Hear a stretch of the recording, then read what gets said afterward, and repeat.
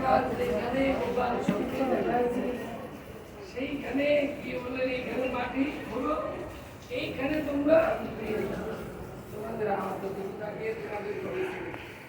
আস্তে আস্তে মাটি করবে তারপরে দেখলেন কি গোপাল চিন্তা করলে আমি যে ভগবান সেটা দেখাইতে হবে আমি যে গিরি গোবর্ধন প্রাপ্ত এটা আমি এখন দেখাই ভারী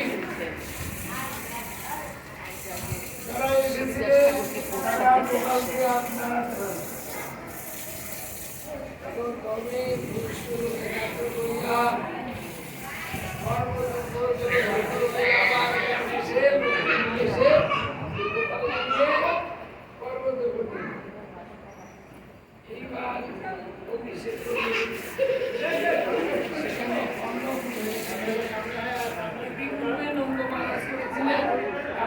তবে সেটা